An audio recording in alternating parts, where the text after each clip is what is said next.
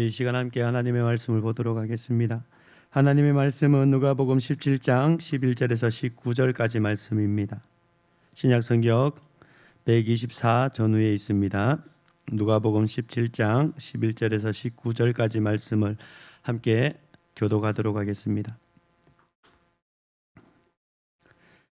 예수께서 예루살렘으로 가실 때에 사마리아와 갈릴리 사이로 지나가시다가 한 마을에 들어가시니 나병 환자 10명이 예수를 만나 멀리 서서 소리를 높여 이르되 예수 선생님이여 우리를 불쌍히 여기소서 하거늘 보시고 이르시되 가서 제사장들에게 너희 몸을 보이라 하셨더니 그들이 가다가 깨끗함을 받은지라. 그 중에 한 사람이 자기가 나은 것을 보고 큰 소리로 하나님께 영광을 돌리며 돌아와 예수의 발 아래 엎드려 감사하니 그는 사마리아 사람이라. 예수께서 대답하여 이르시되 10사람이 다 깨끗함을 받지 아니하였느냐 그 9은 어디 있느냐. 이방인 외에는 하나님께 영광을 돌리려 돌아온 자가 없느냐 하시고 합독하시겠습니다. 그에게 이르시되 일어나 가라 내 믿음이 너를 구원하였느니라 하시더라. 아멘. 할렐루야.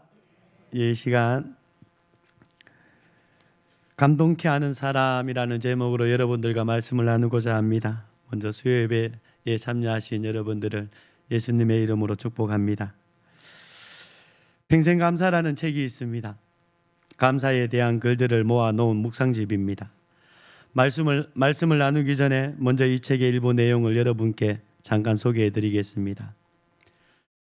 감사하다고 생각하면서 그것을 표현하지 않는 것은 선물을 포장만 해놓고 주지 않는 것과 같다. 하나님이 거하시는 두 곳이 있는데 하나는 천국이요 또 하나는 감사하는 마음이다. 또 이런 내용이 있습니다. 하나를 불평하면 10가지의 원망거리가 따라오고 하나를 감사하면 10가지의 축복이 따라온다. 그래서 감사하는 습관은 기쁨을 부르고 기쁨은 행복을 부른다. 그래서 감사하는 습관은 행복을 부르는 주문과 같다라는 내용입니다. 여러분들은 이 글들에 대해서 공감이 가십니까? 분명한 것은 감사하는 마음에 하나님의 그 뜻이 있고 그 감사하는 마음에 기쁨과 행복을 발견할 수 있다라는 것입니다. 하나님의 영광과 우리의 행복을 위해서 우리 안에 주님에 대한 감사의 마음이 우리의 평생에 언제나 풍성하시길 바랍니다. 오늘 우리가 읽은 본문의 내용은 예수님께서 10명의 나병 환자들을 치유하신 사건을 소개해 주고 있습니다. 10명의 나병 환자들이 경험했던 기쁨과 그 감격을 우리는 충분히 짐작할 수가 있습니다. 이 당시의 나병은 불치의 병이었습니다. 또 구약에서 나병은 하나님의 징계와 심판을 상징하고 있기 때문에 이 당시 나병 환자들이 겪었던 그 심적 고통이나 육체적 고통은 이루 말할 수가 없었습니다. 이러한 불치병이었던 나병을 고쳐주신 본문의 사건을 통해서 우리 예수님께서는 우리에게 원하시는 모습이 두 가지 있다라는 사실을 알려주고 있습니다. 그것이 뭐냐면 바로 믿음과 감사입니다. 사실 믿음과 감사는 우리가 너무나 잘 아는 것들입니다. 그러나 아는 것과 실천하는 것은 다릅니다. 오직 믿음과 감사에 대해 다시 한번 생각해 보면서 우리가 믿음과 감사를 실천하는 사람들이 되어 하나님을 감동케 하는 그 모습이 진정히 있으시길 예수님의 이름으로 소원합니다. 첫째로 우리의 믿음을 보시고 하나님께서는 감동을 하시는데 13절 14절에 보시면은 소리를 높여 이르되 예수 선생님이여 우리를 불쌍히 여기소서 하거늘 보시고 이르시되 가서 제사장들에게 너희 몸을 보이라 하셨더니 그들이 가다가 깨끗함을 받은지라 라고 말씀을 해주고 있습니다. 나병 환자들은 예수님께 자신들을 긍휼히 여겨달라고 부르짖고 있습니다. 사실 그럴 만도 했던 것이 그동안 소문으로만 듣던 예수님께서 자기 마을에 오셨으니 그들은 흥분되었을 것입니다.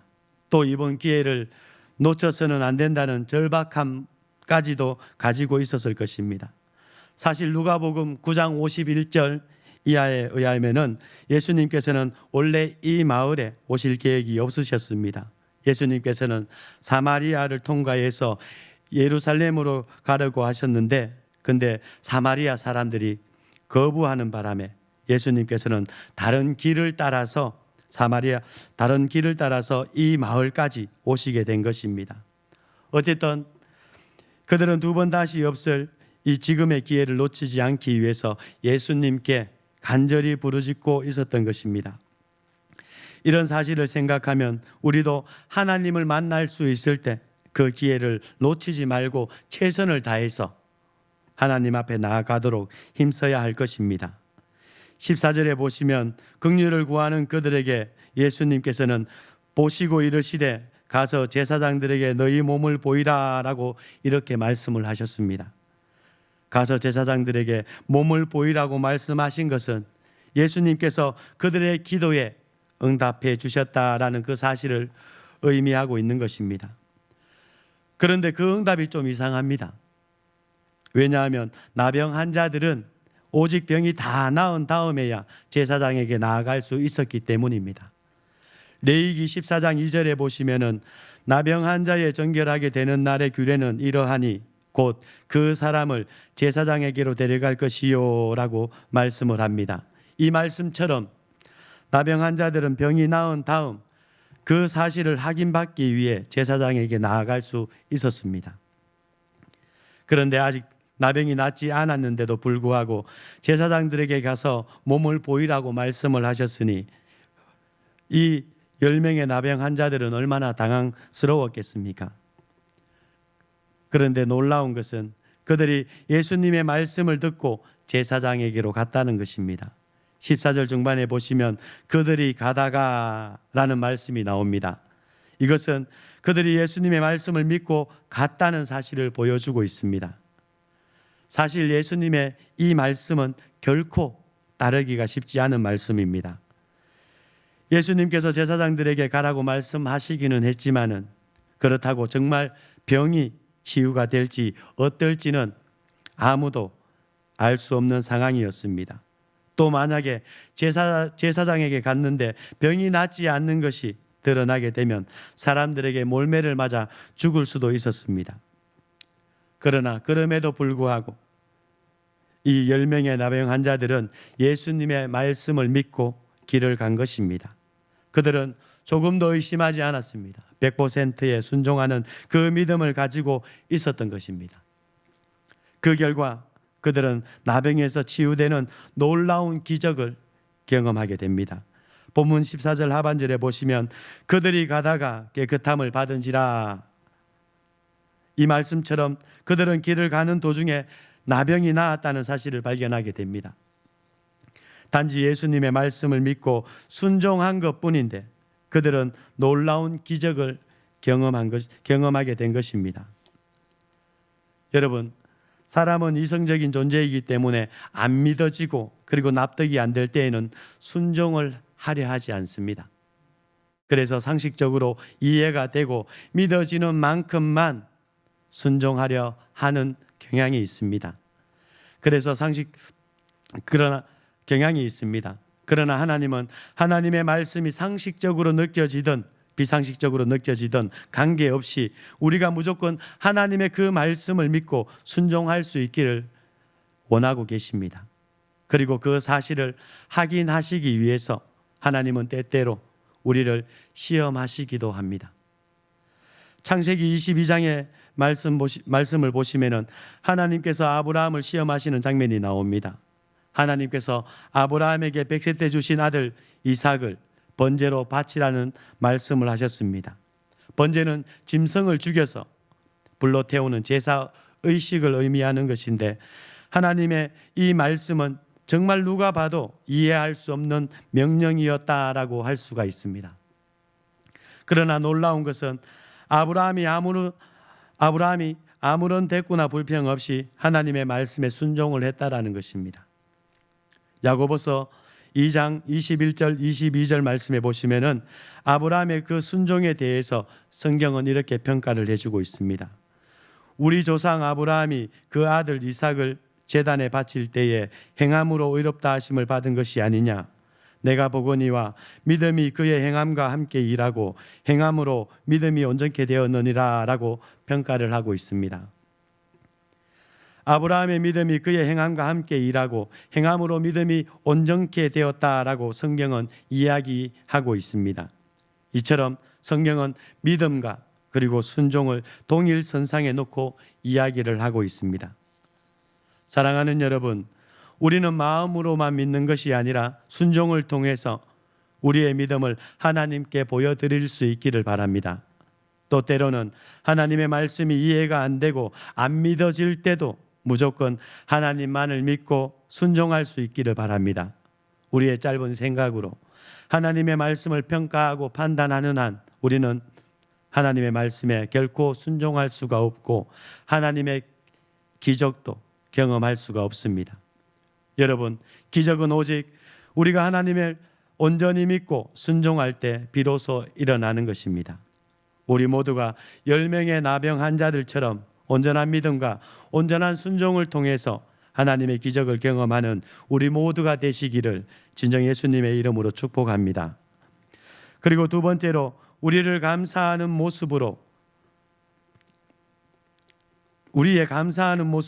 하나님을 감동케 할 수가 있는데 15절 16절에 보시면은 그 중에 한 사람이 자기가 낳은 것을 보고 큰 소리로 하나님께 영광을 돌리며 돌아와 예수의 발 아래에 엎드려 감사하니 그는 사마리아 사람이라 라고 말씀을 합니다.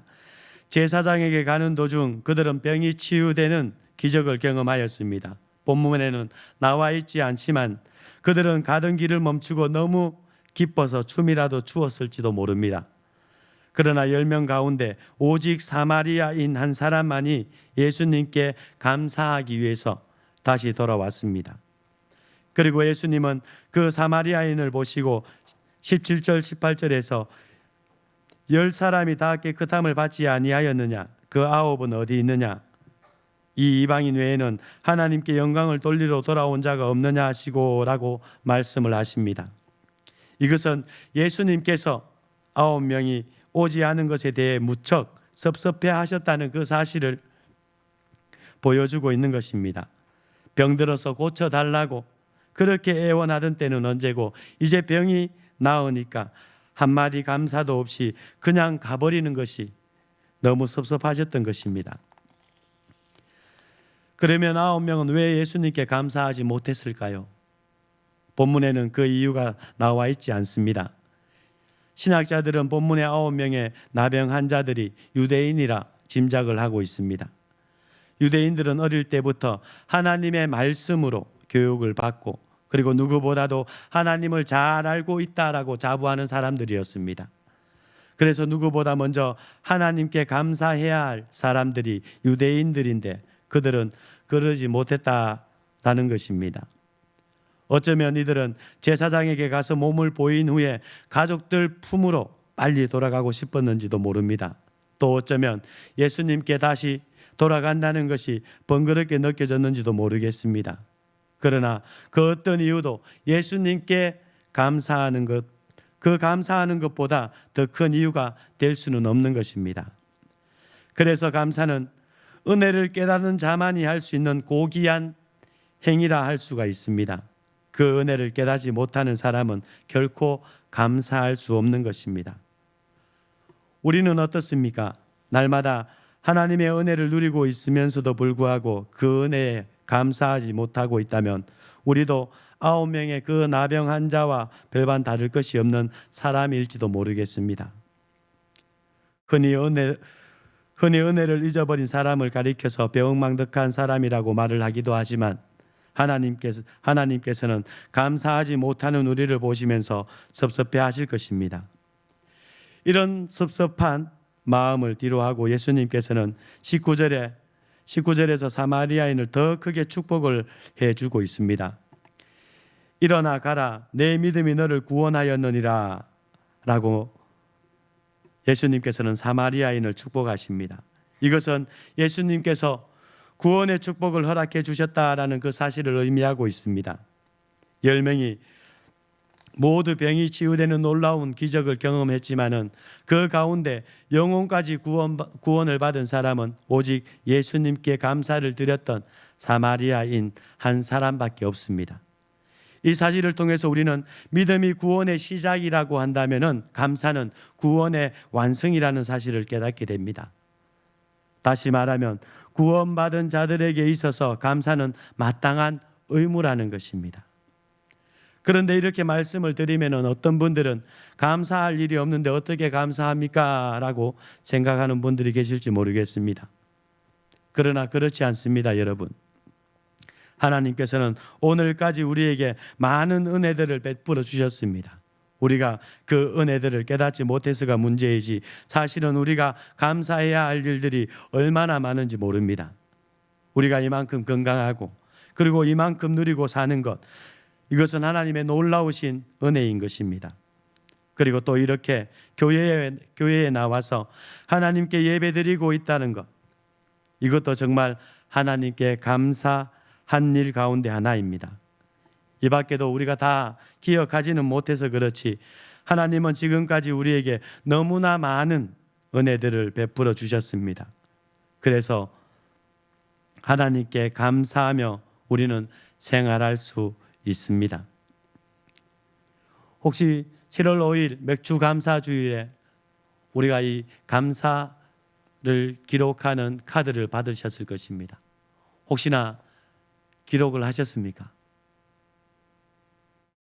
기록하지 않으셨다라면은 다시 한번 나에게 주신 하나님의 그 놀라운 은혜, 그 은혜를 기록하셔서 하나님께서 나에게 베풀어 주신 그 은혜를 잊지 않는 그 마음으로 하나님께 더욱더 감사의 삶을 살아가는 우리의 모습이 있기를 진정 예수님의 이름으로 소원합니다. 중국에서 오랫동안 선교 사역을 했던 헨리 프로스트라는 이 미국 선교사님이 있었습니다. 이 선교사님은 선교 사역을 하다가 아주 고통스러웠던 시절을 회상하면서 이런 고백을 했습니다. 내가 오랫동안 중국에서 선교를 했지만 고향에서는 슬픈 소식이 날아왔습니다. 그리고 그 일로 인해 내 영혼에는 검은 그림자가 드리워졌고 아무리 기도해도 그 흑암의 그림자는 거두어지지 않았습니다. 그런데 어느 날 선교 본부에 들렀다가 본부 벽에 쓰여 있는 감사를 시도해 보라라는 글이 눈에 들어왔습니다. 그래서 그 시간부터 나는 하나님께 감사를 드리기 시작했습니다. 그러자 흑암은 물러가고 내 영혼에 빛이 비추기 시작하였습니다. 라고 했습니다. 사랑하는 여러분, 감사를 시도해 보시기 바랍니다. 감사도 훈련입니다. 우리가 감사할 때 오늘 우리가 누리지 못했던 문제에 대해서 고민만 하고 염려만 했던 그 모습 속에서 평안을 누릴 수 있을 것입니다. 오히려 감사하지 못할 때 우리는 불평하는 사람이 되기가 쉽습니다. 원망하는 사람이 되기가 쉽습니다. 유대인의 격언 중에 감사합니다라는 말이 해에 붙기 전까지는 아이에게 아무 말도 가르치지 말라라는 격언이 있습니다. 이 말은 곧 감사합니다라는 그 말을 자녀들에게 많이 가르쳐야 한다라는 뜻입니다. 우리도 감사합니다라는 말이 우리 해에 딱 붙을 수 있기를 바랍니다. 하나님이 우리에게 감사를 요구하시는 그 이유는 우리를 번거롭게 하시기 위해서가 아니라 감사를 통해서 우리가 하나님의 그 은혜를 더 깊이 깨닫고 우리의 마음이 행복해지기를 바라시기 때문입니다. 사람들은 흔히 행복해야 감사할 수 있다고 생각하기 쉽습니다. 그러나 그렇지 않습니다, 여러분. 우리는 행복해야 감사할 수 있는 것이 아니라 감사할 때 진정으로 행복해질 수가 있습니다. 그래서 감사는 행복의 문을 여는 열쇠라고 말을 합니다. 뿐만 아니라 하나님이 우리에게 감사를 요구하시는 그 이유는 예수님께서 사마리아인을 축복하셨던 것처럼 더 큰 축복을 내려주시기 위해서라는 것입니다. 그래서 우리는 365일 언제나 하나님의 그 은혜를 생각하면서 감사하는 사람들이 될 수 있어야 하는 것입니다. 미국의 토크쇼의 여왕으로 잘 알려진 오프라 윈프리가 하루를 빼먹지 않고 하는 행동이 있다라고 합니다. 그것은 매일같이 감사 일기를 기록하는 것입니다. 그녀는 하루 동안 일어났던 일 가운데 5가지 감사 목록을 찾아서 기록한다고 합니다. 그런데 감사의 내용을 보면은 거창한 것들이 아니라 일상의 아주 작은 것들에 대한 내용이 대부분이라고 합니다. 우리도 오프라 윈프리처럼 날마다 하나님의 은혜에 감사하고 그 은혜를 잊지 않기 위해 감사 일기를 적어보는 것이 어떨까요? 아마 너무나 많은 내용들로 가득 채워질 거라 생각을 합니다. 또한 그 감사의 내용들을 통하여서 오늘 우리의 영혼이 건강해지고 그리고 우리의 신앙이 더욱더 하나님만을 바라볼 수 있는 또한 그 온전한 믿음의 모습으로 성숙해지는 것을 아마 경험하게 되실 것입니다. 그렇기 때문에 꼭 감사 카드 기록하시고 또 그리고 감사 일기까지 적어보시는 우리가 되시기를 소원합니다. 말씀을 맺겠습니다. 오늘 예수님께서 원하시는 2가지 믿음과 감사에 대해서 말씀을 드렸습니다. 믿음이 무엇인지, 감사가 무엇인지 사실 모르는 사람은 아무도 없습니다. 그러나 우리는 머리로만 아는 것이 아니라 순종을 통해서 우리의 믿음을 실천하고 날마다 감사하는 삶을 실천하는 사람들이 될 수 있기를 진정 소원합니다. 그래서 믿음의 순종을 통해 기적을 경험하고 감사하는 삶을 통해 더 크신 축복을 경험하는 우리 모두가 될 수 있기를 예수님의 이름으로 축복합니다. 기도하겠습니다.